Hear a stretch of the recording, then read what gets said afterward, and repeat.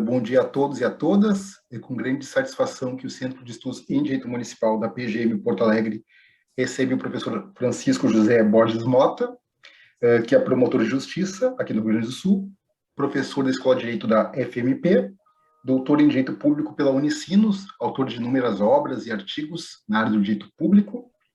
E o tema da palestra do professor Francisco não poderia ser mais atual: crise das democracias liberais e o papel da jurisdição constitucional. Queria também ressaltar aqui a presença da nossa procuradora-geral adjunta, doutora Cristiane Neri. Queria passar a palavra para ela falar algumas palavras. Bom dia a todos, então sejam muito bem-vindos. Rafael, eu quero primeiramente te parabenizar pela realização desse evento, pelo nosso CEDIM, e propiciar aos nossos colegas e participantes que possam ter aqui o contato com o professor Francisco Mota, que foi meu professor no mestrado, né, e quando o Rafael, ontem nós estávamos conversando, eu disse para o Rafael que iria entrar, porque o professor Francisco, nesse tema que vai nos falar hoje aqui, um pouco, foi meu professor de teoria do direito, foi o professor que, imagina, depois de anos, né, lidando com o direito público e na vida prática, e a gente volta a estudar e volta a pensar as questões relativas às democracias, não é? E a teoria do direito em si, foi o professor que me fez repensar muita coisa, não é? E me fez aprender o que eu não tinha conseguido captar lá no passado, né? Porque são questões que às vezes a gente se depara na vida e aí a gente vê que tudo aquilo que a gente aprendeu realmente tem algum sentido quando a gente consegue ter o pensamento voltado para isso. E o professor Francisco, no mestrado, foi um professor que nos fez rever alguns conceitos, não é? E nos trouxe aí esse pensamento crítico em relação a esse assunto das democracias. Então, quero dizer, professor, que para a PGM de Porto Alegre é um prazer lhe receber, é muito bom poder lhe ouvir novamente. Tenho certeza que será uma manhã aqui produtiva com os colegas e queria lhe agradecer pela disponibilidade de estar aqui conosco. Então, quero desejar aí um bom evento a todos e muito obrigada. Professor Francisco, então, o senhor tem a palavra. Muito obrigado. Muito obrigado pelo Rafael, pelo convite, pela parceria. Muito obrigado, doutora Cris Neri, pelas palavras. É um prazer te reencontrar aqui. É um prazer voltar à PGM. Enfim, para mim não é um convite, é uma convocação. Sempre que convidado, um prazer atender, um prazer conversar com vocês, ainda mais conversar a respeito de um tema que é de particular interesse, é o tema que vem sendo desenvolvido no meu grupo de pesquisa, no mestrado da FMP. A gente tem se dedicado a pesquisar a crise das democracias constitucionais. Então, é sempre importante compartilhar aquilo que a gente vem estudando ali, até porque o grupo de pesquisa é um grupo aberto, então se alguém tiver interesse em acompanhar as aulas, as discussões, elas são, em geral, públicas, né? E de modo que, para mim, é importante também submeter esses argumentos a escrutínio e a teste, poder discutir com pessoas interessadas também no assunto, sobretudo quando as pessoas participam de uma instituição juridicamente relevante, como é a PGM, né? Nós também, eu sou membro do Ministério Público, eu acho que o sistema de justiça como um todo, mas as instituições de controle, as advocacias públicas, acho que nós temos uma responsabilidade especial a exercer, e independentemente de como a gente age, o importante, ou de como a gente pensa, o importante é que a gente mobilize as nossas forças de modo informado. Então, sempre que eu tenho a oportunidade de participar do debate público, enfim, de falar, eu sempre dedico parte da minha fala a essa reflexão, assim, de que nós podemos pensar o que a gente quiser. Na última aula do mestrado, até, a discussão era sobre um texto que eu até vou fazer referência aqui, do ministro Luiz Roberto Barroso, sobre se discute o papel do Supremo Tribunal Federal no Brasil, e os alunos apresentando o seminário diziam, olha, isso aqui é muito polêmico, e parece que meio que se desculpando de se aproximar de temas mais explosivos, assim, como se o direito fosse uma ciência neutra. E o direito não tem nada de neutro, o direito é uma criação da política. Então, independentemente da maneira como cada um de nós veja o mundo, da preferência política de cada um de nós podemos pensar o que nós temos liberdade de professar a fé que a gente tenha, contanto que a gente o faça de modo informado. Então, esse é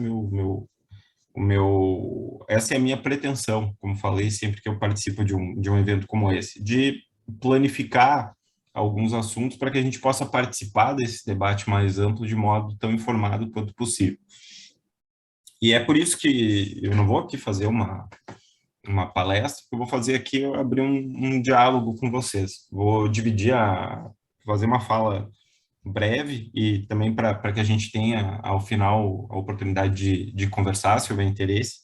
Vou fazer primeiro, vou sedimentar um chão comum aqui, então me perdoem os colegas pelo didatismo, vou dedicar uma parte da minha fala para discutir o Estatuto do Constitucionalismo, então uma coisa assim bem primária, assim, a maioria de vocês, ou todos vocês já têm conhecimento, não vou contar nenhuma novidade para a grande maioria ou para a totalidade de vocês aqui, só quero situar, assim, as premissas a partir das quais eu construo o meu argumento. Num segundo momento, vou discutir, então, a crise, de fato, das democracias liberais, das democracias constitucionais, apresentar algumas das causas que têm sido mapeadas pela literatura especializada no assunto, e aí sim, ao final, vou apresentar o meu argumento, a proposta aqui de discutir os fatores de crise, mas também de discutir o papel da jurisdição constitucional, discutir o papel do sistema de justiça, e aí eu quero fazer uma proposição aqui aberta a debate com os colegas. Então, vamos lá. Nesse primeiro momento, pessoal, eu quero demarcar com vocês o seguinte ponto. A Constituição, o Estatuto das Democracias Constitucionais, ele não é alguma coisa que vem acompanhando a história da civilização, a história do direito há muito tempo. Pelo contrário, é um fenômeno bastante recente, assim. E é por isso que eu faço questão de fazer essa primeira fala um pouco mais didática, até histórica. Quando a gente examina os antecedentes da democracia, normalmente a gente reconduz o nosso olhar para a Grécia Antiga, para 5 séculos antes de Cristo, a gente tem a experiência da democracia grega, nós temos a política de Aristóteles discutindo a democracia com um olhar profundamente crítico, nós temos a República de Platão examinando a democracia como uma forma de governo sob certo aspecto degenerada, e nós temos paralelamente a essa experiência da democracia direta grega, a gente tem a República Romana, tá? Em que também nós temos uma ideia germinal de separação de poderes e de governo das leis e não dos homens. Nós temos, assim, noções iniciais a respeito de como se estabelece um regime que hoje nós chamaríamos de democrático. Mas nós não tínhamos nada parecido com o Estado soberano, com o Estado moderno, com o Estado que acompanha a nossa reflexão contemporânea. E com a queda da democracia grega, com a queda da República Romana, nós passamos bem uns 2000 anos sem que ninguém achasse uma boa ideia o estabelecimento da democracia como modo de coordenar os assuntos de uma sociedade política. Isso é uma reflexão um tanto óbvia, assim, mas contraintuitiva. Nós passamos um período assim grande de civilização sem que ninguém tivesse achado uma boa ideia a organização dos assuntos, a coordenação da coerção coletiva pela via democrática. De fato, período correspondente depois com a queda do próprio Império Romano, nós temos um período assim de profunda fragmentação do poder, da Idade Média, e não é então até o século XVII que, nesse período de conflito, nesse período de fragmentação do poder, reis, proprietários de terra, o clero, enfim, nesse período assim de disputa, de conflituosidade política e mesmo de guerra civil, é que se fomenta o conceito, se estatui o conceito de soberania. Soberania como um elemento a ser agregado pelo Estado. Então, a gente tem Jean Bodin, e na sequência um autor que nos é mais familiar, Thomas Hobbes, a defender que o Estado moderno que se constitua um Estado moderno, soberano. Quer dizer, o que importa para Hobbes é que alguém mande. É importante para manter as pessoas vivas e seguras que haja um comando a ser obedecido, por todas as forças vivas da comunidade política. No Leviatã, esse é um dos argumentos principais envolvidos por Hobbes. O importante é que o Estado moderno seja soberano, exerça soberania. Ele escreve, a gente sabe, num período em que ele presenciava uma guerra civil na Inglaterra, então era natural que essa reflexão surgisse naquele contexto, mas o Estado moderno, ele surge, o Estado moderno, como nós o conhecemos hoje, com povo, território, finalidade e soberania, ele se constitui nesse período, no século XVI, século XVII. E a sua primeira forma é uma forma absoluta, e sob certo aspecto até legitimada na reflexão de Hobbes. Quer dizer, o Hobbes não estava preocupado com a fonte da legitimidade dessa soberania, mas sim com a circunstância de que houvesse um poder de governo, que houvesse um poder incontrastável, que alguém coordenasse a ação política para evitar que as pessoas se matassem, objetivamente, né? O homem é o lobo do próprio homem, e o homem é egoísta, é tendente ao conflito, então é importante que haja uma criação artificial soberana para estatuída com a promessa única de que vai nos proteger, de que vai proteger as pessoas. Protejo, logo comando. Essa reflexão, pessoal, ela é uma reflexão importante, uma reflexão datada do século XVII, é datada do século XVII também, o nascimento do movimento que nós denominamos contemporaneamente constitucionalismo. Quando a gente conta a história do constitucionalismo, a ascensão dos regimes de direito, o estabelecimento de determinados direitos da pessoa a serem protegidos de qualquer ação do Estado, normalmente a gente remonta às revoluções inglesas, que datam desse período.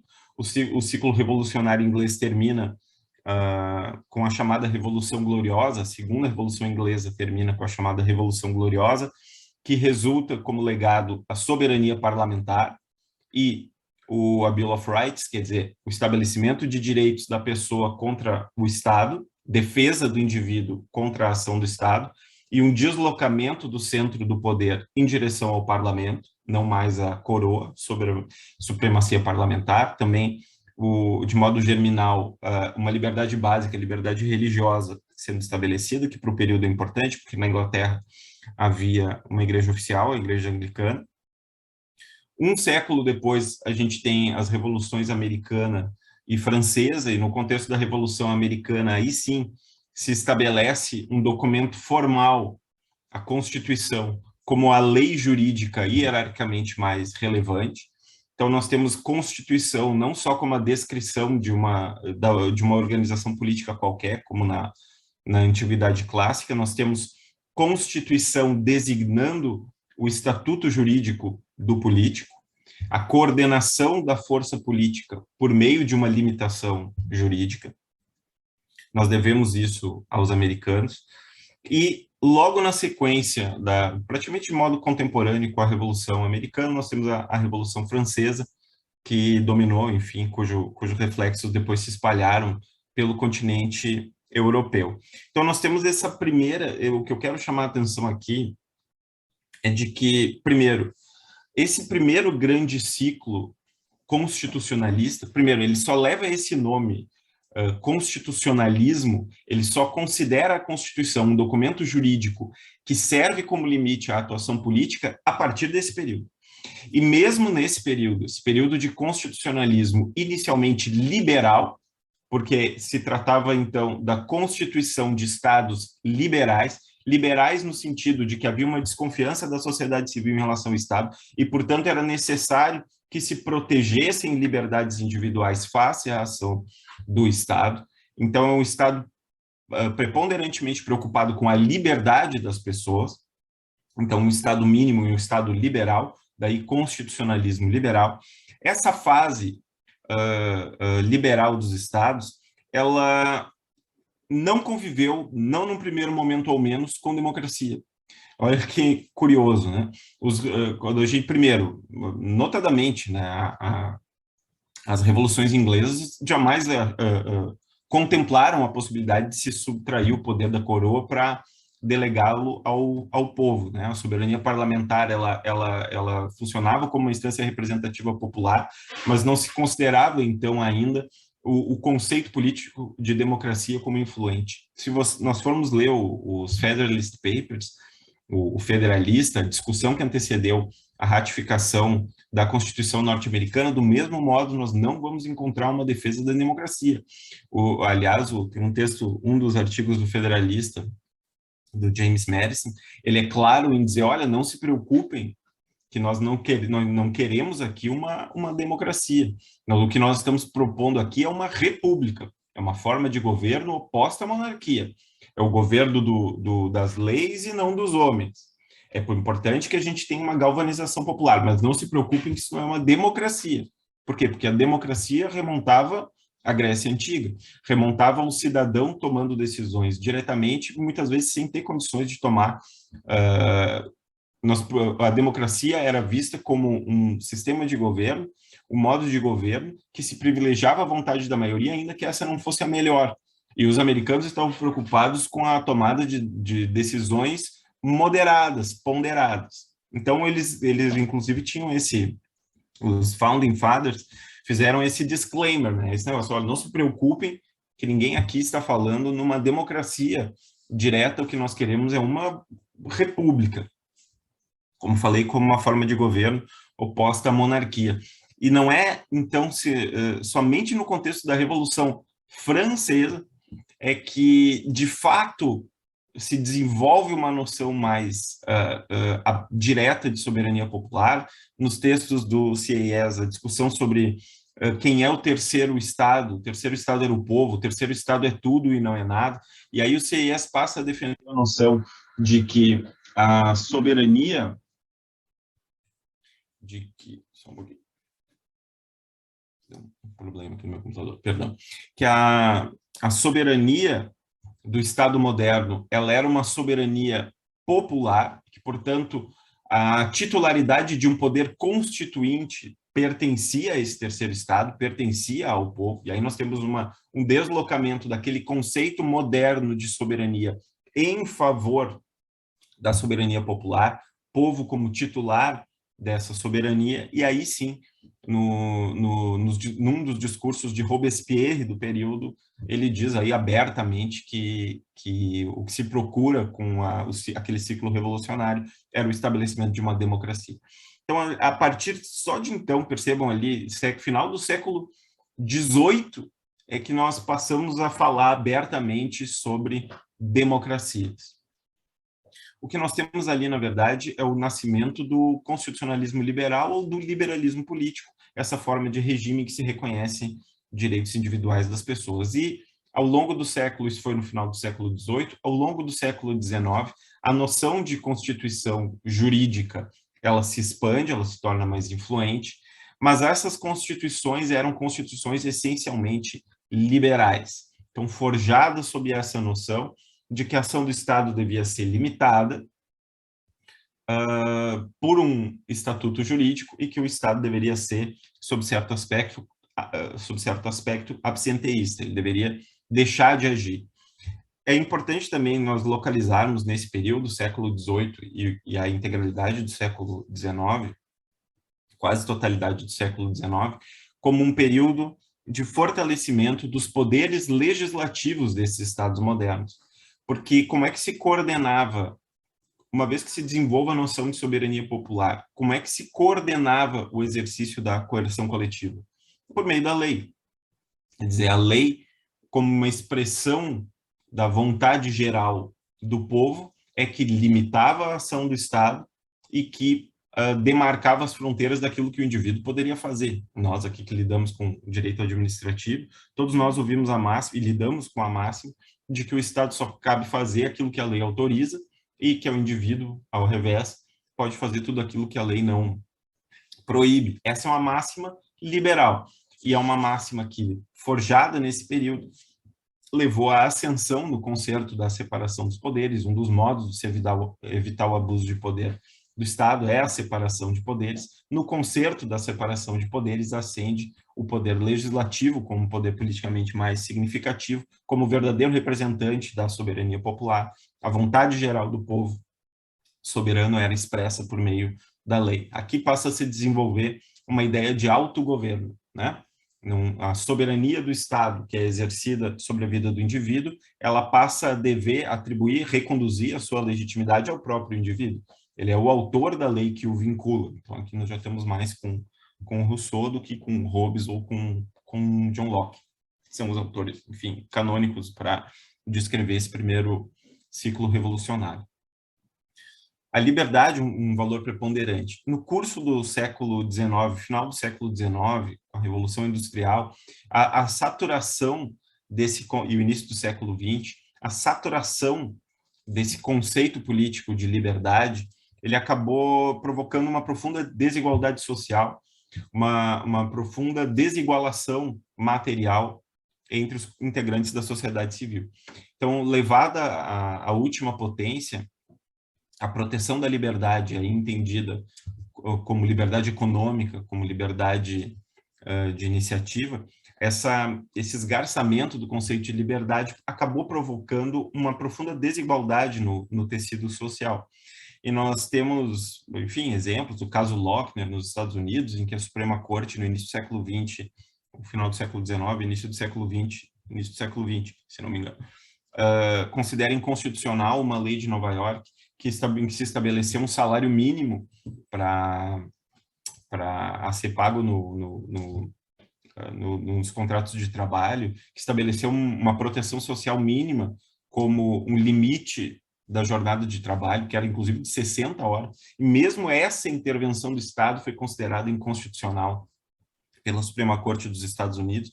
Quer dizer, essa noção forte de liberdade provoca uma desigualdade material importante. E percebam que nesse período também, inicialmente, eu fiz uma referência de que a lei era um elemento constitutivo desses estados modernos.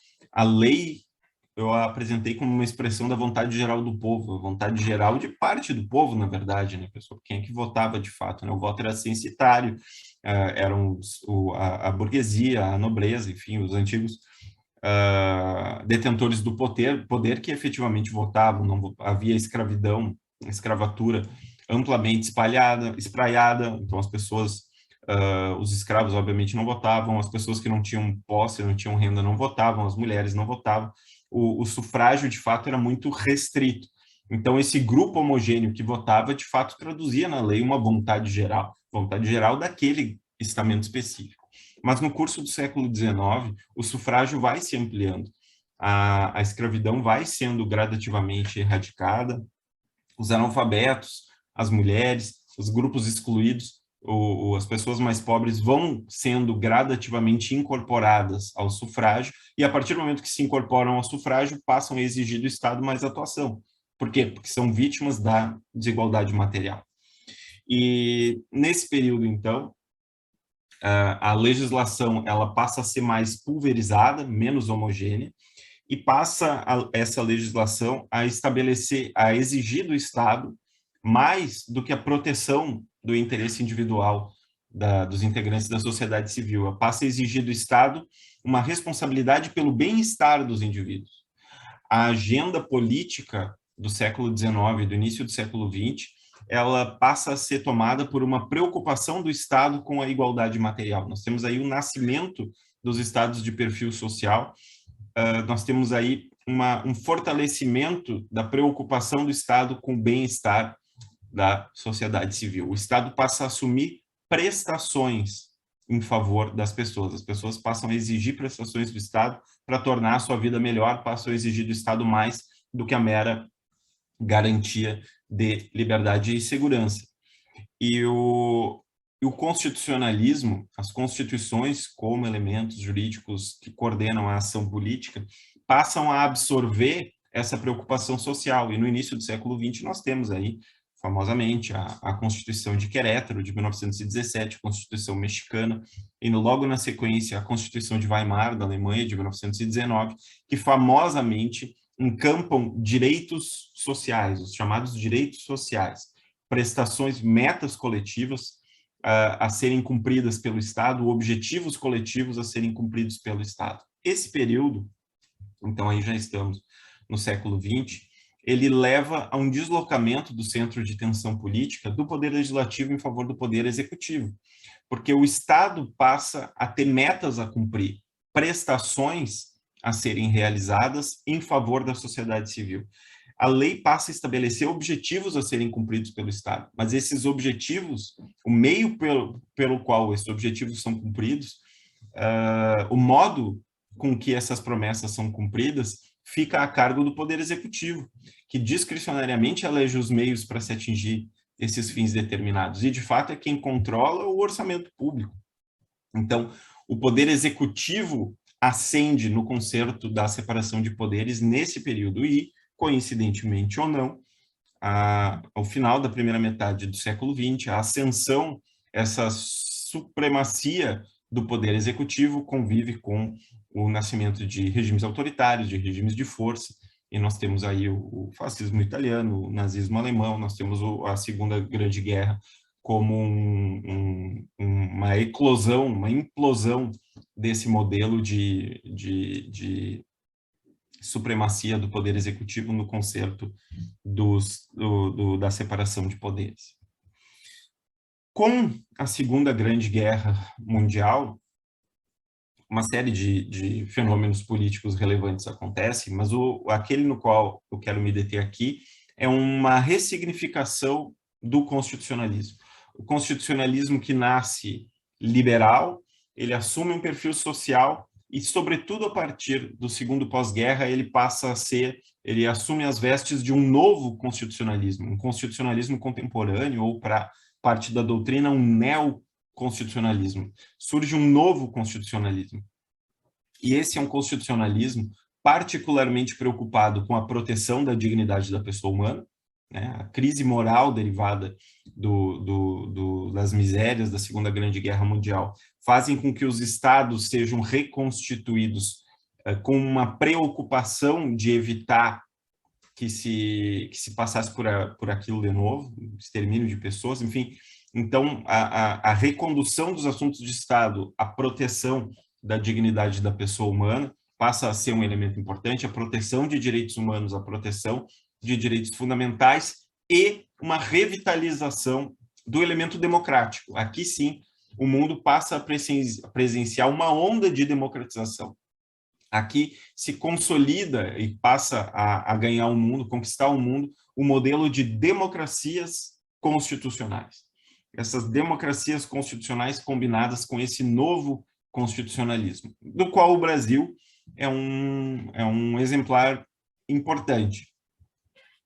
Novas democracias que assumem a forma constitucional. Quando eu falo em democracia, falo em governo da maioria, em governo majoritário, falo em democracia representativa, exercida por meio do voto, ou soberania popular, exercida por meio de representantes. É disso que trata basicamente a democracia, o governo da maioria, voto, representação política, mas essa democracia é uma democracia limitada pela Constituição. Então, nós temos constituições que acumulam o aprendizado da fase liberal, que não abrem mão das conquistas sociais referentes à fase do constitucionalismo social, mas que têm uma preocupação primeira com o resguardo da dignidade da pessoa humana, com a proteção de um sistema de direitos face à ação do Estado. Então, nós temos um modelo de democracias constitucionais. A maioria governa, mas de acordo com o que estabelece a Constituição. A lei vale, contanto que não contrarie a Constituição. O ato de governo vale, contanto que não contrarie a Constituição. E esse período, ele presencia, então, uma discussão relevante a saber sobre quem é que vai funcionar, então, como guardião da Constituição. Quem é que vai proteger a Constituição dos abusos? E nós temos aí umas célebres discussões entre Schmitt e Kelsen. Nós temos discussões desse período, e são discussões que até hoje continuam, sobre quem deve exercer a guarda da Constituição. O fato empiricamente comprovado é que as democracias do período, as democracias jovens, elas atribuíram esse poder de guarda da Constituição, de controle da constitucionalidade, a tribunais, a cortes constitucionais ou ao próprio elemento jurisdicional de cada um desses estados redemocratizados ou que se constituíram pela primeira vez como democracias. Então, nós temos aqui a ascensão da democracia, aí sim, do modelo democrático de governo, combinada com a ascensão dos poderes judiciários desses estados. Porque a Constituição continua sendo o elemento juridicamente importante, continua funcionando como estatuto jurídico do político, mas a Constituição ela não concentra tão somente liberdades individuais, não concentra tão somente conquistas liberais, ela incorpora também direitos sociais, novos direitos, prestações públicas, e ela tem a sua guarda delegada a cortes constitucionais, normalmente a cortes constitucionais. Então, esse momento presencia uma ascensão global dos poderes judiciários. E a Constituição brasileira, que, como falei, é uma Constituição que retrata esse período, ela é muito representativa de como esse fenômeno acontece.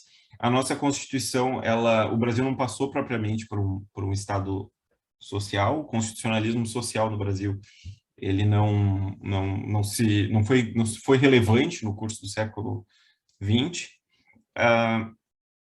A nossa Constituição, no entanto, ela estabelece uma série de direitos sociais, uma série de objetivos coletivos a serem cumpridos pelo Estado, direito à saúde, educação, assistência social, moradia, lazer. Enfim, a nossa Constituição ela é pródiga em direitos, ela é bastante avançada nesse sentido, e a nossa Constituição, no artigo 5º 35, estabelece um modo preferencial de se garantir o cumprimento desses direitos, o Poder Judiciário. Quer dizer, qualquer lesão, tudo que consta na Constituição vale como norma. E se houver uma violação a direitos fundamentais, ou mesmo uma ameaça à violação de direitos fundamentais, ela não pode ter a sua apreciação subtraída do Poder Judiciário. O acesso à justiça no Brasil é praticamente irrestrito. E, de fato, essa demanda represada, ela é jogada nas mãos do Poder Judiciário, daí se falar, esse período ter presenciado uma discussão intensa sobre a judicialização da vida, aí também entendido a nossa vida política. De fato, no Brasil não há qualquer decisão relevante que não passe pelo crivo de juízo. Então, a gente presencia, por um lado, uma onda de democratização a partir do segundo pós-guerra e, por outro lado, uma ascensão dos poderes judiciários de diversos estados, dentre eles o Brasil. Quero falar um pouco, agora me deter um pouquinho sobre a democracia, pessoal. Vejam que, como falei antes, a democracia, o regime democrático não foi considerado uma ideia natural, uma ideia política consensual durante muito tempo. Mas na segunda metade do século XX, no segundo pós-guerra, aí sim, esse modelo de democracias constitucionais se torna influente e passa a ganhar o mundo.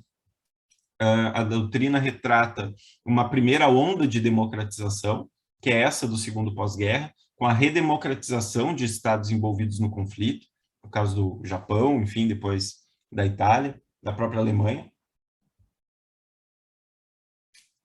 Então, uma primeira grande onda democrática.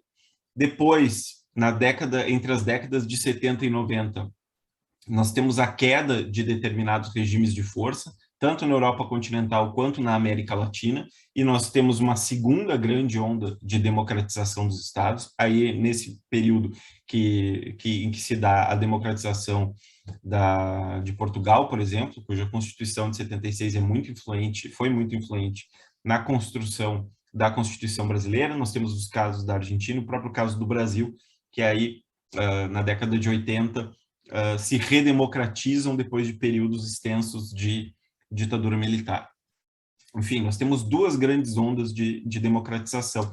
E aí, na década de 90, para ilustrar bem esse quadro, e aí com a queda do Muro de Berlim, depois a fragmentação, a desconstrução da União Soviética, lembrem que se tratou aqui de um período de Guerra Fria. Com o final da Guerra Fria, um pensador norte-americano, Francis Fukuyama, inclusive cunha uma expressão que se tornou célebre no período, um texto que se tornou célebre no período, cujo nome era o fim da história. Quer dizer, Fukuyama diz que com a queda do Muro de Berlim, com o final da Guerra Fria, o modelo de democracias liberais representava o fim da história. As democracias liberais tenderiam a se expandir e dominar o mundo. Poderia haver aqui e ali algum retrocesso, mas havia se estabelecido um consenso internacional de que as democracias liberais eram o modo correto, o modo mais justo de se organizarem os estados contemporâneos. E, de fato, se expandiu, como falei, esse modelo de democracia liberal em torno do mundo. Isso aconteceu, pessoal, até o início do século XXI. A doutrina, de fato, especializada tem, nós temos aqui, no nosso dia a dia político, tem experienciado digamos assim, uma fragilização desse arranjo. Os modelos democráticos, eles têm passado por um período de crise para alguns autores, por uma erosão, por um deslize, por um mal-estar. A democracia, ela vem se mostrando no início do século XXI cada vez mais frágil e submetida a ataque. Nós presenciamos aí uma frutífera literatura passa a ser desenvolvida, muito interessada nesse assunto. Nós temos uma ascensão, uma retomada de um constitucionalismo iliberal. Quer dizer, nós temos aí o renascimento de democracias iliberais, quer dizer, de favorecimento do fortalecimento das decisões majoritárias, de menor preocupação com a proteção dos valores democráticos traduzidos na proteção de direitos fundamentais, de direitos da dignidade, derivados, organizados em torno da proteção da dignidade da pessoa humana. Nós passamos a ver medidas aparentemente constitucionais, aparentemente legítimas, sendo tomadas, que isoladamente não configuram uma ameaça à arquitetura da democracia constitucional, sendo validadas pelas regras do jogo de cada um desses estados, mas que no seu conjunto vão fragilizando a vitalidade dessas estruturas. E a gente vê isso na Hungria, a gente vê isso na Polônia, a gente vê isso na Turquia, numa série de estados. A gente viu que mesmo a democracia mais antiga, mais sólida do mundo, como a democracia americana, sofreu um ataque importante, a invasão do Capitólio, o questionamento do resultado das eleições americanas. Quer dizer, esse fenômeno vem chamando a atenção da teoria constitucional, da ciência política, e é sobre esse fenômeno que eu gostaria de conversar com vocês agora mais detidamente. A doutrina identifica algumas causas importantes para que essa fragilização das democracias aconteça. E elas são muitas, eu quero chamar a atenção de vocês para poucas delas aqui. Existem causas econômicas, né? A globalização econômica, ela tem efeitos importantes nos estados, porque a economia passa a se tornar globalizada e o indivíduo que não consegue participar dessa aldeia econômica global, ele fica excluído dessa arena econômica, ele passa por uma miséria econômica particular. Nós temos causas culturais. De fato, a preocupação dos partidos políticos progressistas, ela deixa de ter como eixo central a promoção de igualdade material, de igualdade social, porque essa preocupação ela foi de algum modo incorporada no programa do liberalismo político, no curso do século XX. As nossas constituições já prevêem essas promessas sociais, e mesmo os partidos mais conservadores têm de levar em consideração o cumprimento dessas promessas. Então, esses partidos eles passam a defender causas, partidos políticos ou setores da sociedade civil passam a defender pautas identitárias, e essas pautas identitárias, elas provocam, na maioria política, um certo ressentimento, o sujeito não se sentir representado no debate público, ele passa a se sentir ressentido com aquilo que ele vê como privilégios ou proteção a determinados grupos sociais, a determinadas minorias vulneráveis. Nós temos aí, portanto, causas econômicas, causas culturais, e no Brasil, especificamente, nós temos, como destaca o ministro Luiz Roberto Barroso, num texto, num livro chamado Sem Data Vênia, que é um livro dirigido ao grande público, não só ao público especializado, ele soma a esses fatores o nosso histórico desastroso de corrupção estrutural. Então, de fato, o indivíduo ele se sente saqueado pelo Estado, ao invés de amparado pela ação do Estado, pela ação da política, e dentre essas causas, a que eu gostaria de discutir com vocês com um pouco mais de atenção são as causas políticas.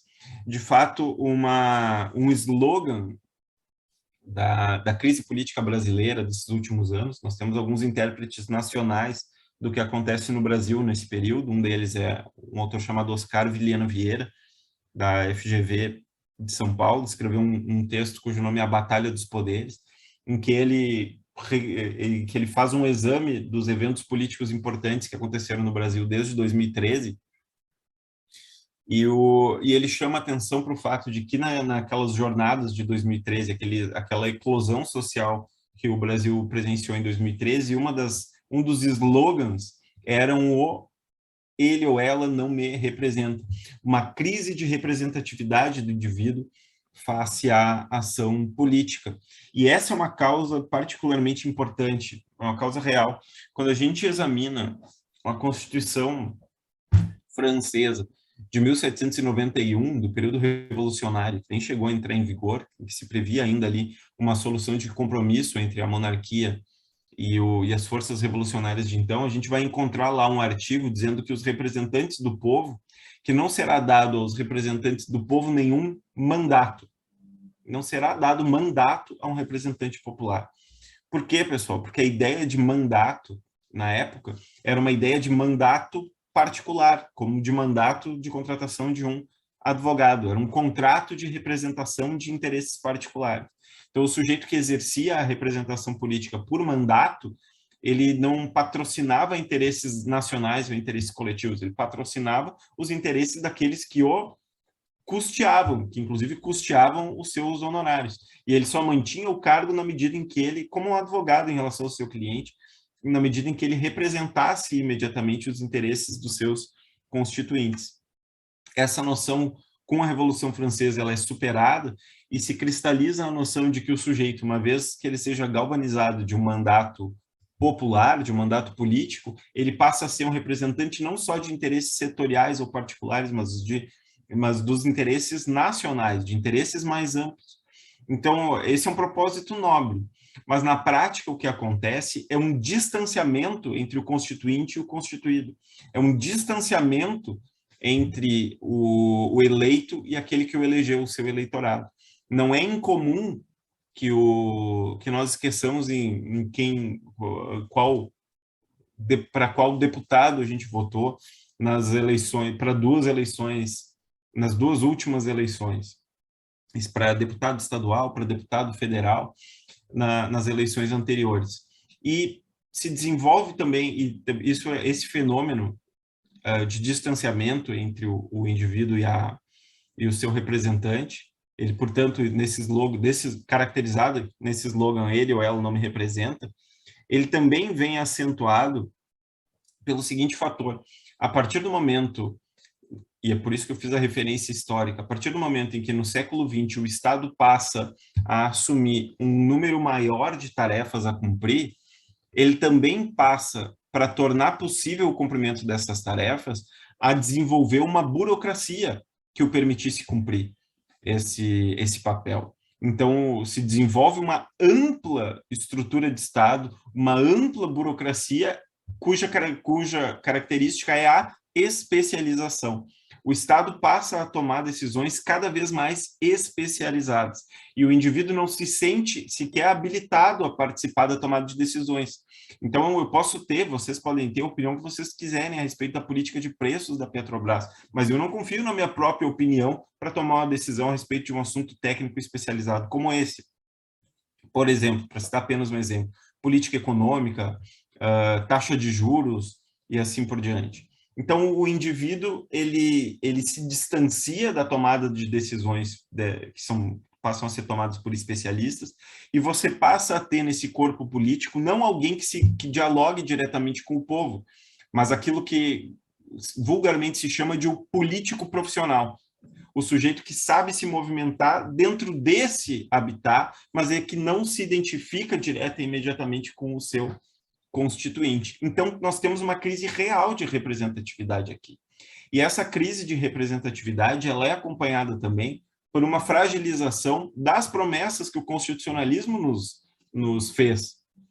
O constitucionalismo de direitos, ele nos fornece a promessa de que, por meio do direito, serão resguardadas a previdência pública, a previdência social, a assistência social, a saúde, a educação e a segurança. E, na prática, nós não temos essas promessas redimidas a contento. E isso leva no indivíduo, no eleitor, no cidadão, leva ele a ter essa profunda desconfiança a respeito de como os assuntos públicos são conduzidos. E essa crise, pessoal, que é uma crise importante, uma crise fundamental, uma crise política, e que não é privilégio do Brasil, como falei, isso vem sendo examinado por uma doutrina poliglota, que vem observando o mundo, os mais diferentes estados do mundo, que vem passando por esse mesmo fenômeno, que vem se questionando, então, pelos limites da democracia, pelo esgotamento da democracia. Esse pano de fundo, ele favorece a ascensão de um fenômeno político correlato, que é o populismo. É alguém que se apresenta como apto a se comunicar diretamente com o povo, fazendo isso que a doutrina chama de um bypass institucional. Quer dizer, somos nós aqui o povo contra Washington, somos nós aqui o povo contra Brasília, somos nós aqui o povo contra os políticos. Então, a característica do populismo é justamente esse bypass das instituições. As instituições nos atrapalham de atingir os nossos objetivos. E notem, pessoal, como isso é importante, porque a democracia não é um regime que se caracterize pela eficiência, pela rapidez na tomada de decisões. A virtude da democracia a principal virtude da democracia não é a eficiência, é a legitimidade.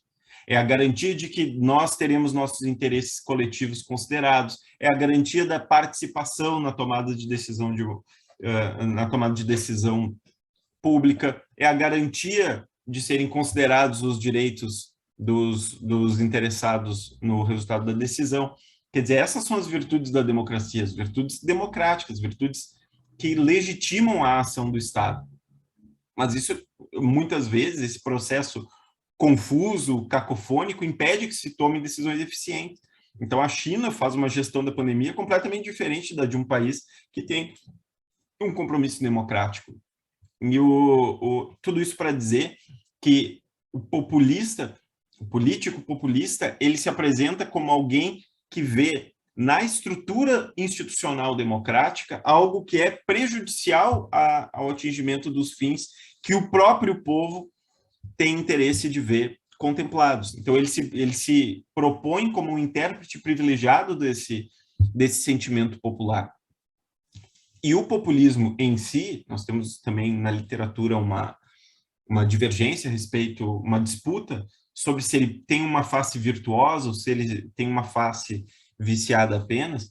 Então, sem entrar nessa discussão, porque o populismo comunica uma mensagem importante, e a mensagem importante é de que a democracia tem problemas reais, tem problemas verdadeiros a serem lidados por quem tem compromisso democrático.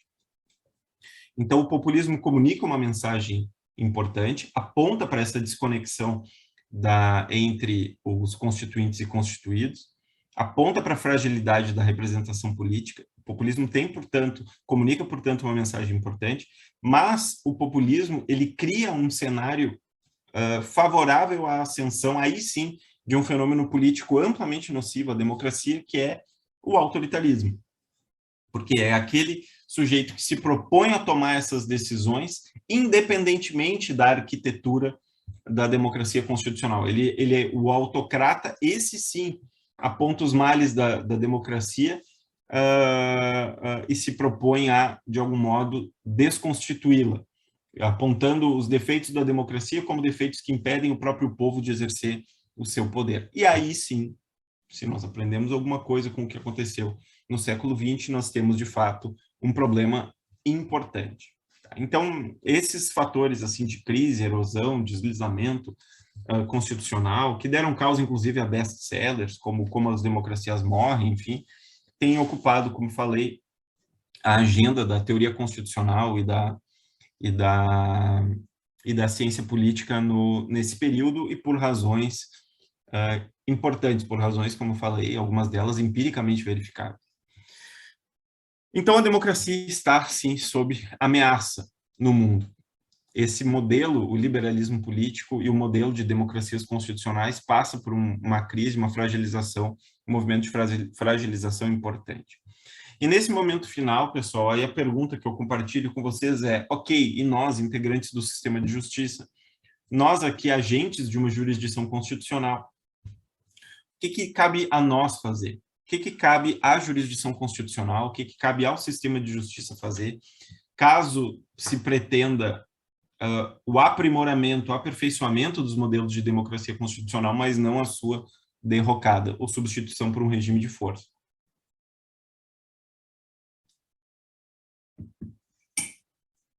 Primeiro passo, pessoal, na minha opinião, é reconhecer que os fatores de crise da democracia são fatores reais, como falei, são fatores concretos. De fato, as pessoas não se sentem representadas politicamente. De fato, o constitucionalismo social não entregou os resultados todos os resultados que deles se esperavam. Então, nós temos, assim, de fazer uma reflexão coletiva, da qual participa a academia, devem participar a academia e a prática, para construirmos em conjunto um aperfeiçoamento desse modelo. Nós devemos ser mais realistas com relação àquilo que a gente pode entregar, para não frustrar, por meio das promessas descumpridas, a confiança no funcionamento desse arranjo. Esse é o primeiro ponto. O segundo, pessoal, é que todos nós temos um papel a exercer aqui. O papel de proteção, de guarda da Constituição, ele cada vez mais vem sendo menos exercido por cortes constitucionais e mais por instituições diferentes das tradicionais, das jurisdicionais. E aí eu faço referência, o professor Mark Tushnet tem um livro chamado The New Fourth Branch, o Novo Quarto Poder, em que ele discute justamente o estatuto desse quarto poder de proteção da Constituição. E qual seria? O Ministério Público, os tribunais de contas, as instituições de controle, as procuradorias. Quer dizer, nós todos temos uma guarda compartilhada da Constituição a ser exercida. Eu sempre digo isso, ninguém pediu para vocês participarem da experiência jurídica, ninguém obrigou a vocês a cursarem direito, a exercerem uma profissão jurídica. No entanto, todos vocês voluntariamente resolveram participar desse negócio, é importante que vocês participem do modo correto, de modo bem feito. Participar da vida jurídica é exercer uma responsabilidade. E nós mobilizamos aqui com grandes poderes, e com grandes poderes vem grandes responsabilidades. Todos nós temos uma responsabilidade importante a ser exercida, institucional, e mesmo dentro das salas de aula e na participação dos debates públicos a respeito desses assuntos. Então, assim, ampliação das redes de controle e proteção da Constituição, sem esse otimismo juridificante de que achar que tudo vai se resolver pela via do processo judicial, mas também pelo fortalecimento de instituições como os tribunais de contas, como a imprensa livre, como a sociedade civil. Quer dizer, como eu falei aqui, ilustrando, nós temos de exercer essa guarda compartilhada da Constituição, sobretudo nós que participamos do sistema de justiça de um ou de outro modo. E, pessoal, especificamente com relação à jurisdição constitucional, me parece que nós temos de lidar se eu tivesse um inimigo a apontar da jurisdição constitucional, esse inimigo seria a politização da justiça, sabe? O professor Luiz Roberto Barroso tem um texto famoso em que ele diz que o Supremo Tribunal Federal tem 3 papéis a serem exercidos: um papel contra-majoritário, que é o papel que naturalmente, como nós conversamos aqui hoje, os estados contemporâneos, as democracias constitucionais atribuíram aos tribunais, o papel de tutela de direitos fundamentais contra a vontade da maioria, eventualmente, por isso uma função contra-majoritária. Também uma função iluminista, que eu não quero discutir aqui agora, mas ele propõe que em determinados aspectos o Supremo Tribunal Federal deve exercer uma função representativa, dizendo que o Poder Judiciário, em alguns aspectos, está mais bem equipado para captar um sentimento social do que os poderes representativos. Pois bem, eu não concordo, eu respeito muito, admiro muito o trabalho do professor e ministro Luiz Roberto Barroso, mas não me parece, essa tese dele me parece amplamente problemática. E muito embora ele não seja um advogado acadêmico da politização da justiça, me parece que a assunção desse papel representativo por tribunais abre as portas, favorece o terreno para que se promova uma politização da justiça. E esse, para mim, é o inimigo número 1, ou pelo menos o inimigo central que eu elegi para a discussão aqui hoje. O autor que guiou a minha formação intelectual na pós-graduação, um autor americano chamado Ronald Dworkin, ele famosamente defende o argumento de que nós temos 2 argumentos publicamente disponíveis a quem participa do debate público. Os argumentos de política, que são argumentos que visam a obtenção do bem comum, a discussão sobre quais são os fins coletivos, quais são as metas, quais são os objetivos políticos e sobre qual é o melhor modo de se atingi-los, qual é o melhor modo de se atingir a felicidade coletiva, argumentos de política, portanto.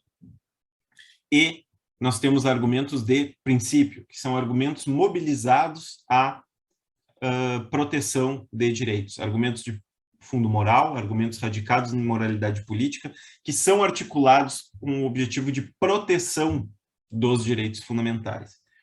Pois bem, Dworkin diz que aos tribunais é limitado é proibido o uso de argumentos de política. Os tribunais não podem fazer uso de argumentos de política. As decisões jurídicas têm de ser geradas por argumentos de princípio. Me preocupa quando um juiz se coloca como um intérprete social, ou quando ele se propõe a promover o bem-estar geral por meio de uma decisão judicial. Me parece que não é esse o papel a ser exercido por cortes constitucionais, sob pena de ela se tornar redundante, sob ela se tornar irrelevante. Ela não pode ser uma instância representativa, nós já temos outras 2. Né? Como é que a gente faz isso? Nós temos pelo menos uma drage aqui que eu gostaria de compartilhar com vocês, e aí encerro. Um modo de se controlar o exercício da atividade jurisdicional nesses moldes propostos é exigir dos juízes coerência. Coerência e integridade. Se o juiz decidiu de um modo no caso anterior, ele não pode mudar a sua reflexão na decisão do caso seguinte. Se for o caso de considerar a decisão anterior um erro, que esse erro seja abertamente admitido e que essa nova compreensão seja incorporada à cadeia de decisões seguintes. Coerência. Os juízes têm de ter coerência e têm de manter uma integridade na produção jurídica. Quando o juiz faz isso, ele limita, quando ele leva a sério esse empreendimento, ele limita a sua discricionariedade na tomada de decisões e ele também conquista aquilo que vem faltando a determinadas cortes constitucionais ao redor do globo, que é a autoridade moral, a confiança da população de que as decisões que são levadas ao escrutínio do tribunal, elas podem eventualmente descontentar a opinião pública, elas podem eventualmente derrubar a vontade da maioria, mas ela é uma decisão deliberada, racional, sincera, autônoma, justificada. Ela é uma decisão, portanto, gerada por princípios e não coordenada pela preferência política pessoal ou pelo projeto, pela visão de mundo individual de cada juiz. Então, meus amigos e amigas, com perdão por ter me excedido no tempo, pretendia falar até menos, essas eram as inquietações que eu gostaria de compartilhar com vocês hoje, agradecendo mais uma vez ao professor Rafael pelo convite e também a Cris pela presença, e fico à disposição de vocês se houver interesse em estendermos o diálogo. Obrigado, Rafael. Francisco, nós é que agradecemos, foi uma excelente aula e eu acho que agora podemos iniciar então o debate. Eu queria te fazer então uma primeira provocação. Eu tive que sair uns minutinhos da sala porque eu tive que receber. Trabalhar em casa tem os seus problemas, né? Daí, tipo, chega a compra, você tem que ir lá buscar, tem que abrir a porta, então eu tive que sair 2 minutinhos. Mas eu acho que, bem na linha do que tu está falando, da tua exposição, né? Uma questão que acho que deixou, acho que boa parte da sociedade atônita, né?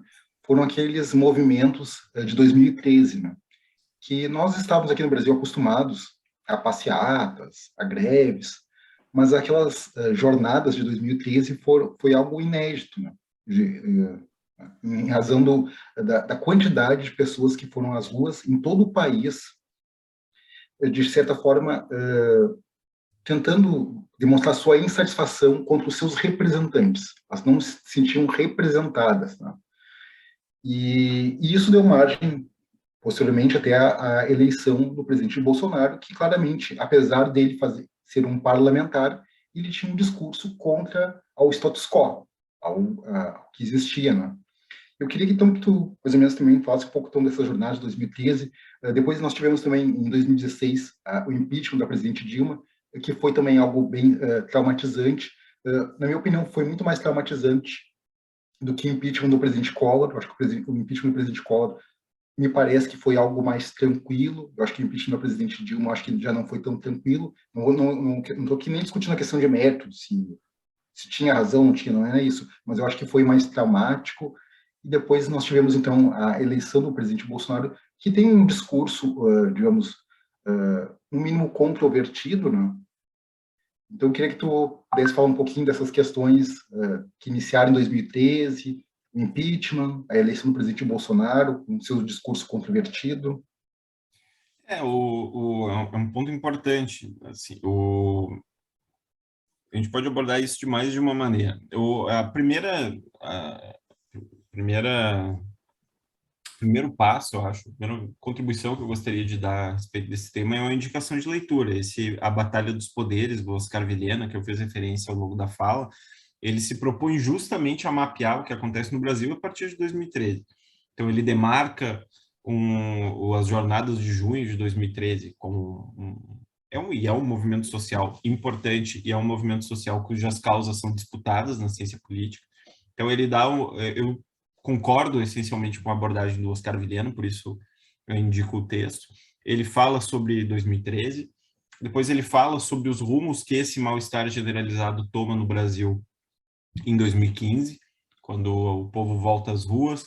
Ele fala sobre o impeachment em 2016 e fala sobre a ascensão do presidente Bolsonaro em 2018. E a análise dele acaba em 2018. Depois a gente tem outras intervenções dele no debate público sobre o que aconteceu depois, mas eu nem tenho conhecimento disso, só tenho conhecimento do texto mesmo. Eu acho que bom, então assim, a leitura que eu tenho do que aconteceu no Brasil é muito próxima à do Oscar Vilhena nesse texto. Com relação a outro modo, então, de abordar essa questão, é não falar só sobre o Brasil, é constatar essas regularidades no mundo, sabe? E aprender com a experiência internacional. Vejam que olhem assim, o paroxismo que chegou o caso norte-americano. Os Estados Unidos têm bom, aí tem outro texto para recomendar para vocês, que é Como as Democracias Morrem, no capítulo 7, que foi indicado pelo professor Cláudio Arimelo numa palestra recente aqui na FMP. Ele fez uma referência específica ao capítulo 7 desse livro, em que ele retrata a erosão assim, das balizas da democracia americana, E é outro texto que depois eu retomei ele recentemente, depois a propósito da intervenção do Cláudio, e ela também me demonstra bem assim, o que aconteceu, porque os Estados Unidos são uma democracia sólida, mas um dos partidos políticos lá, um sistema basicamente bipartidário, embora haja mais de 2 partidos políticos, só 2 são politicamente centrais, são politicamente relevantes, os liberais e os democratas e republicanos, e ele aponta de lado a lado, mas muito especialmente no discurso do Partido Republicano, uma agudização da polarização política.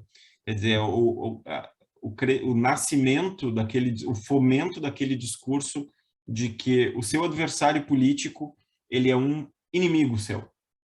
Se ele é um inimigo, se eu interpreto a política na chave amigo-inimigo, inimigo é alguém a ser derrotado. E esse é o semente da polarização, porque a ideia por trás da democracia, a democracia é um regime de tolerância, é um regime de alternância, quer dizer, a promessa que a democracia faz à cidadania é de que nós somos participantes de um empreendimento comum. Eventualmente, o governo vai ser mais à esquerda, ou vai ser mais à direita, vai ser mais progressista, vai ser mais liberal, mais conservador, pouco importa.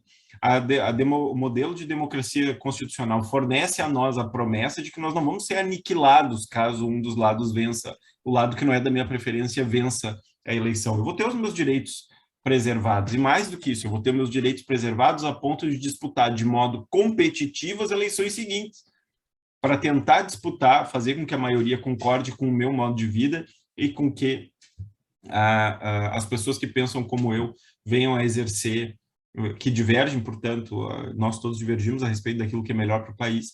As pessoas, eu tenho a liberdade de discutir isso publicamente e de tentar fazer com que a minha visão de mundo prevaleça nas eleições seguintes. E se isso não acontecer, eu tenho a promessa de que eu não vou ser só por isso aniquilado. Só que quando eu começo a naturalizar o discurso do nós contra eles, o discurso do amigo-inimigo, o discurso do inimigo do país, do antipatriota, da pessoa que tem que ser eliminada porque ela contraria os interesses nacionais, eu não tenho mais um adversário político, tenho um inimigo. E isso destrói a política democrática. Isso é o germe da destruição da política democrática. No caso norte-americano, isso deu essa agudização do debate, resultou na tentativa de impeachment do Bill Clinton, que era uma tentativa de impeachment furada, mas ali foi cruzada uma fronteira, né? É dizer assim, o impeachment não pode ser um instituto a ser vulgarizado. Nesse caso do Clinton, foi abertamente vulgarizado, foi utilizado para provocar um desgaste político do presidente da República, para expô-lo, e não propriamente porque houvesse ali um crime de responsabilidade suficiente a fazer com que ele fosse penalizado com a perda do cargo. As eleições vão se tornando cada vez mais polarizadas, as pessoas vão se tornando cada vez mais fraturadas, o tecido social vai se tornando cada vez mais fraturado, e se elegeu, nas eleições anteriores, a do Joe Biden, se elegeu alguém com um discurso antissistema, quer dizer, com alguém disposto a acabar com isso daí, alguém disposto a afrontar essas premissas que estruturam um regime democrático. Quer dizer, alguém que vai atuar contra o Capitólio, e se ele não tiver a maioria no parlamento, ele vai atuar para fechar o parlamento, e se ele não tiver, percebe? E se ele perder as eleições então não valem, e aí o Capitólio é invadido, e se ele perde a eleição é porque foi fraudado, porque está se naturalizando um discurso de guerra, sabe? Um discurso de fratura e polarização. O Brasil passa por um movimento, passou recentemente, me parece o Oscar Vilhena, por um movimento parecido, assim. O discurso do nós contra eles não é um discurso que nasceu na direita brasileira, né? Nasceu no outro espectro. E como falei, o populismo, ele não necessariamente, na ciência política, ele é visto como um fenômeno viciado ou virtuoso. Ele pode ser, ele pode ter mais de uma valência. Mas no Brasil, a naturalização desse discurso do nós contra eles, esse fomento do ressentimento, essa crise de representação, a crise gerada por essa corrupção estrutural no Brasil, a pobreza econômica do Brasil, a crise econômica no Brasil, a exclusão de determinadas camadas da sociedade de um mínimo patamar de dignidade, todo esse caldeirão fomenta que a gente, que parcelas importantes da população procurem uma alternativa a esse modelo que de fato não entrega aquilo que promete. E nesse sentido, esse cenário de crise ou de deslize democrático, de erosão democrática, de desgaste democrático, de fato acaba favorecendo o florescimento desse discurso antissistema, e como eu falei ao longo da minha fala, esse discurso antissistema, ele pode vir a ser utilizado para a ascensão do autoritarismo. Então, independentemente, de novo, da preferência política de cada um, e é por isso que eu não estou falando assim, especificamente do Brasil, do governo Bolsonaro, eu reconduzi a experiência americana. Nós poderíamos falar também da Hungria, que tem sido outro caso central em que essa polarização resultou na ascensão formalmente democrática de um líder autocrático que passa a agir para desestruturar a institucionalidade, sobretudo a Corte Constitucional, e a partir daí, por vias, como falei, formalmente constitucionais, acaba se perpetuando no poder. A Constituição deixa de funcionar como elemento jurídico e passa a ser um instrumento apenas de habilitação do exercício do poder político. Então, são condutas formalmente dentro das 4 linhas, como se diz aqui no Brasil, mas que contrariam os seus pressupostos, os seus valores básicos. E, nesse sentido, elas têm de nos preocupar, pelo menos. Nós que participamos do direito temos de nos preocupar com esse fenômeno. Claro, perfeito. Eu vou agora ler uma pergunta da residente Carolina. Trabalhamos no âmbito constitucional a diferença entre ativismo judicial e o maior protagonismo do Poder Judiciário, defendendo que este último seria uma consequência natural do neoconstitucionalismo. O maior protagonismo é até visto como uma forma de assegurar direitos fundamentais de uma minoria, como o senhor referiu. Ainda nessa linha, o efeito blacklist, que estuda no ativismo judicial, não nos leva a obter decisões mais políticas do que jurídicas? Essa influência política desse efeito não seria uma forma de garantir a democracia, considerando a opinião coletiva, mas talvez ineficiente e contrária à ordem jurídica, tendo em vista a ausência de técnico do povo como referido? Uma boa pergunta, uma boa reflexão. Que eu diria a propósito desse assunto, que também é um assunto extremamente controvertido, é o de que a judicialização da política e a politização da justiça são primos, né? Como diz o ministro Barroso, frequentam os mesmos lugares, são próximos, mas são fenômenos distintos. A judicialização da vida, e aí incluída a nossa vida política, é uma questão, de fato, como falei, empiricamente verificável e, de algum modo, estimulada pela nossa arquitetura constitucional. A nossa Constituição, ela é analítica, ela é muito extensa, justamente porque ela aborda um sem número de temas, e tem razões importantes para que isso tenha acontecido, mas a nossa Constituição aborda um número muito abrangente de assuntos, inclusive de assuntos políticos, e ela elege a sua guarda, a sua tutela ao Poder Judiciário. Então, eu não tenho dúvida nenhuma de dizer que a nossa Constituição ela estimula a judicialização das questões, inclusive das questões políticas. O problema vem no momento seguinte: como é que o Poder Judiciário absorve essa demanda? E me parece, como falei na conclusão da minha fala, que nós devemos lutar contra os riscos da politização da justiça, da colonização da política ao argumento jurídico. Me parece. Por isso que eu falei, claro que funciona quase só como um slogan, né? Dizer que os juízes devem agir guiados por princípios, que decisões jurídicas devem ser guiadas por princípios e não por preferências políticas ou por argumentos políticos. Mas tem um significado profundo essa observação, que é de fazer com que o juiz não substitua a sua atividade pela atividade de um político representativo. Quando o juiz faz isso, quando ele extrapola, portanto, o seu mandato constitucional, aí ele ingressa num outro conceito político e jurídico controvertido, que é o ativismo judicial. Quando o juiz vai além, a nossa Constituição, percebam, ela já atribui um poder ao Poder Judiciário, aos juízes, muito expressivo, sabe? Ao permitir que os juízes tenham a última palavra sobre um sem número de assuntos politicamente sensíveis, sobre um sem número de assuntos existenciais relevantes. Então, os juízes já têm um grande poder. Quando os juízes, no entanto, vão ainda além do que aquilo que lhes autoriza a Constituição, que é uma Constituição, insisto,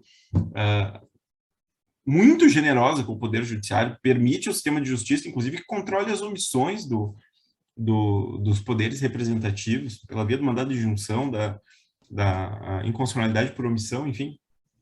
Quando o juiz vai ainda além do mandato constitucional, ele ingressa no ativismo judicial.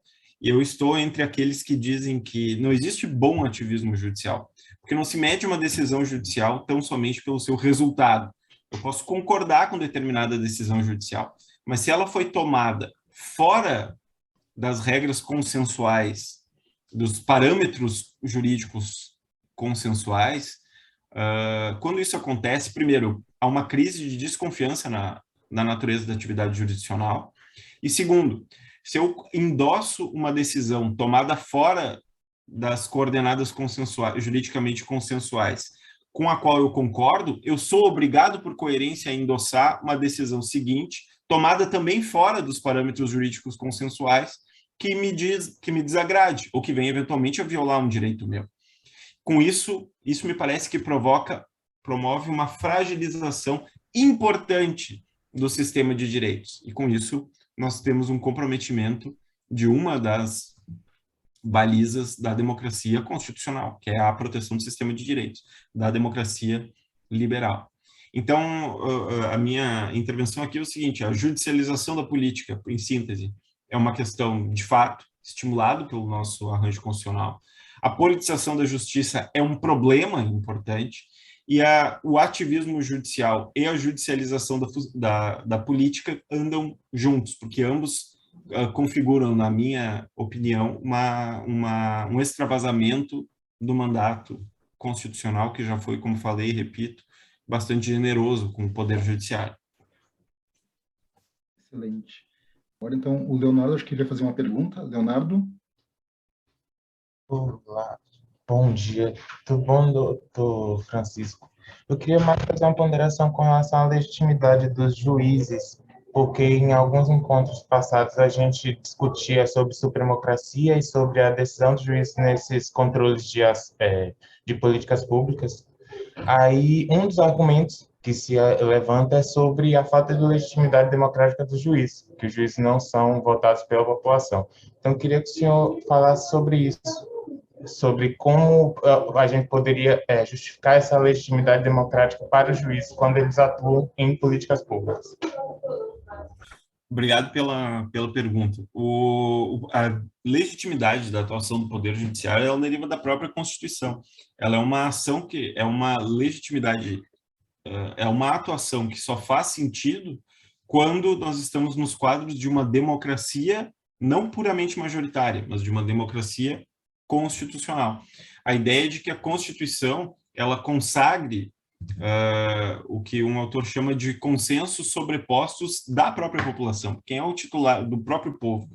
Quem é o titular do poder constituinte? É o povo. É o povo que estabeleceu determinados objetivos coletivos a serem juridicamente protegidos. É o próprio povo quem atribui a guarda desses objetivos ao poder, no caso brasileiro, ao poder judiciário. Então, quando o poder judiciário atua na proteção, na promoção desses direitos que foram protegidos juridicamente pelo próprio constituinte, ele está promovendo, ao invés de depreciar, o caráter democrático da comunidade. Essa é a leitura que justifica a atuação do controle jurisdicional de constitucionalidade e da implementação de direitos constitucionalmente previstos pela via jurisdicional. A ideia é de que, quando o constituinte estabelece um direito social e, portanto, uma política pública, ele correlata a ser promovido, essa cláusula, essa norma constitucional, ela vincula todos os poderes, legislativo, o executivo e, inclusive, o judiciário. e o Poder Judiciário atua na omissão dos poderes representativos. Então, de onde o Poder Judiciário deriva, de onde a jurisdição extrai a sua legitimidade? Do cumprimento do próprio projeto constitucional. Então, ela não faz sentido, eu insisto, se nós pensarmos na democracia como uma democracia estritamente majoritária, porque a democracia estritamente majoritária, ela é exercida naturalmente pelos representantes e pelo voto da maioria. Agora, quando é o Poder Judiciário quem toma a frente dessa discussão, é em homenagem ao projeto constitucional e ao consenso sobreposto que o próprio povo estabeleceu como juridicamente relevante. Então, é claro que é um ponto sensível, mas me parece que essa é uma resposta essa é uma resposta razoavelmente consensual entre os autores que defendem a legitimidade do controle jurisdicional de constitucionalidade e, no caso do Brasil, da implementação de políticas públicas pela via judicial. Não é, tem boa parte da literatura constitucional que entende que o Poder Judiciário não tem, de fato, legitimidade para tanto, e que, portanto, deveria ser deferente aos poderes representativos, né? Jeremy Waldron, Mark Tuchner, no Brasil também alguns autores, mas a Constituição brasileira é de tal modo abrangente e de tal modo deferente à atuação do Poder Judiciário, que me parece que essas posturas mais autocontidas, elas são, com base nesse argumento da falta de legitimidade democrática, insustentáveis no panorama brasileiro. Excelente. Eu até queria também deixar aqui que no dia 9 de junho o professor Oscar Vilhena estará aqui na PGM, também virtualmente, para falar sobre o seu livro Batalha dos Poderes. O Francisco já está convidado para, se quiser participar dos debates com o professor Oscar Vilhena. Excelente, se puder, participarei com muito gosto. Gostei muito do trabalho dele. Sim, não, excelente. Pessoal, assim, diante do avançado da hora, eu vou ler só, da preferência, para as perguntas dos residentes aqui da PGM, porque essa palestra do Francisco faz parte das atividades acadêmicas da residência da PGM, né? Então, vou ler aqui a pergunta da Amanda. A questão da coerência tratada no final não faria com que os magistrados tomassem decisões mais engessadas? Acredito que isso seja um problema para a população. É uma boa pergunta, mas a resposta é, na minha opinião, não. Pelo seguinte, para voltar ao Dworkin. Dworkin é um autor que famosamente defende a coerência como um dos padrões a serem observados por juízes na tomada de decisão. Como é que ele ilustra esse dever de coerência?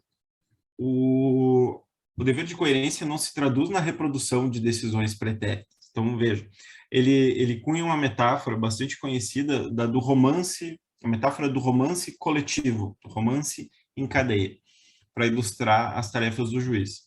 Ele diz o seguinte: é como se todos nós, os participantes do direito, como se todos os juízes estivessem escrevendo um romance unificado, a muitas mãos, tá? Um romance coletivo. E cada um dos juízes, ao tomar uma decisão judicial, ele está escrevendo um novo capítulo desse romance integrado. A ideia é que o romance ele tenha início, meio e fim, e a ideia é que o romance faça sentido como um todo. Então, se eu levar a sério a tarefa de escrever o capítulo seguinte, eu tenho de ter uma opinião geral a respeito da trama, eu preciso saber se é uma comédia, eu preciso saber se é um texto religioso, eu preciso saber se é um texto de ação, eu preciso entender o valor daquela prática, eu preciso ter coerência com aquilo que foi produzido até então, e eu devo construir um capítulo novo. Esse é o ponto. Então, assim, a coerência engessa o juiz? Não necessariamente. A coerência, se o sujeito morreu no capítulo anterior, eu não estou proibido de lidar com esse mesmo personagem no capítulo seguinte. O que eu não posso fazer é fingir que ele não morreu. Eu tenho de ter uma boa justificativa para ressuscitá-lo. O juiz, ao tomar uma decisão, ele não é um mero reprodutor dos capítulos anteriores. O juiz, ele não é um tradutor, mas ele também não tem a liberdade de um contista, de escrever um texto novo e original sem qualquer amarra. Então, é nesse sentido que os juízes têm de ser coerentes. Eles têm de ser coerentes não apenas formalmente, eles têm de ser coerentes em princípio. As decisões jurídicas têm de ser geradas por princípios. Os juízes têm de ser coerentes com esses princípios. Agora, esses princípios não têm conteúdos pré-determinados. Seus conteúdos são abertos à interpretação. inclusive a interpretação construtiva. Então, o fato de se exigir do juiz coerência, não é exigir dele o engessamento do aprisionamento às decisões anteriores, e sim exigir que ele tenha um padrão de tomada de decisões que o vincule. E aí não é uma questão apenas formal, é uma questão de igual consideração e respeito pelas pessoas submetidas ao domínio do Estado. Quer dizer, se vocês participam de duas situações jurídicas idênticas, juridicamente controvertidas, nós temos de ter a mesma solução para esses casos. Se nós tivermos soluções distintas, uma delas está errada. Esse é o ponto do working, o modo, então, de se assegurar igual consideração e respeito às pessoas submetidas ao domínio do Estado é tratá-las com coerência.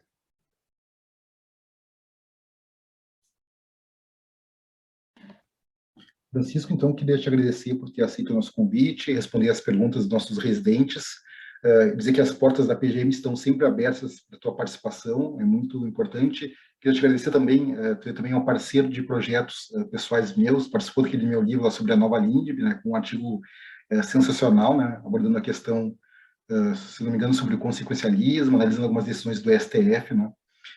Recomendo muito a leitura das obras do Francisco, os textos do Francisco, é um autor assim, muito importante, que aborda muito a questão do ativismo judicial, que acho que é um tema também que nós temos toda uma preocupação com a questão do ativismo, e o Francisco tem vários trabalhos envolvendo essa temática do ativismo judicial. Então, quem quiser se aprofundar, recomendo muito a leitura dos textos do Francisco. O Francisco, acho que também tem um livro que aborda um pouco a questão da doutrina do working também, então quem se interessa pelo do working, recomendo também a leitura dos textos e obras do Francisco. Pessoal, então, queria agradecer a presença do Francisco, a presença de todos os colegas aqui, residentes e ao público que participou aqui do evento, agradecer e dizer que em breve a palestra do Francisco estará no nosso canal do YouTube, né? Para quem quiser rever a palestra do Francisco, para pegar algum ponto que não conseguiu pegar, dentro em breve estará lá no canal do YouTube da PGM, além de inúmeros outros vídeos de palestras que já ocorreram, né? E, pessoal, muito obrigado. Francisco, quiser deixar um recado final? Só agradecer, Rafael, o convite, a participação, quero agradecer a todos e todas pela generosidade da assistência, por terem ficado conosco aqui nessa manhã de trabalho e pela qualidade das perguntas também. Um grande abraço para todos vocês e contem comigo para os desafios futuros.